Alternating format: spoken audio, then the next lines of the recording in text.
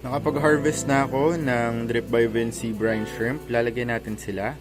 Tingnan natin, itetest natin lahat ng pwedeng pagkain para sa ating mga baby discuss. Kung ito ay kakainin nila, edi goods. Kung hindi, kailangan ko kumuha ng adult dun sa aking outdoor BBS culture. Hindi ko alam kung namamalikmata lang ako, pero parang nakita kong tumuka kanina yung isa.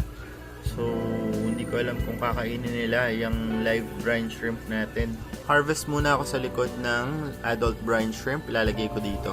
Nakapag-harvest na ako ng adult brine shrimp from my culture dun sa ating drip outdoor. Konti lang yung kinuha ko kasi dalawa lang naman yung discuss natin. So, ito try natin ipakain dun sa ating mga baby discuss. Here is a close-up view ng ating brine shrimp. Kitang-kita nyo match na match dun sa logo ng ating brine shrimp na binibenta dito sa TikTok shop. Ayan po yung mga itsura nila. Yan yung BBS kapag lumaki.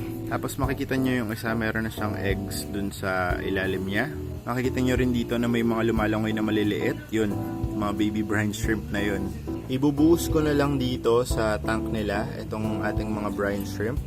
Para pag nakita nila ay pwede nilang kainin. Ayan, pakalat-kalat lang yung mga brine shrimp natin dyan. So hopefully, kumain ang ating mga discuss. Sana magustuhan nila yan. Kasi nung nag-alaga ako ng discuss, yung nasa 100 gallon natin, yan din yung mga kinakain nila noon, adult na brine shrimp. And favorite nila yan. Tingnan natin kung lalabas yung mga discuss natin galing dun sa likod ng sponge filter. Medyo hindi ako gumagalaw. Nakikita ko sumisilip-silip lang ang ating mga discuss. Ayan, oh. So, meron silang nininibble doon. Hindi ko alam kung yung brine shrimp ba yun or may natatagpuan na sila na adult na brine shrimp din. Pero ayan, konti-konti. Hindi talaga ako gumagalaw. Nandito lang talaga ako. Yun, oh. Oh. Tumukha ng baby brine shrimp. Oh, ayan, oh. Kumakain sila.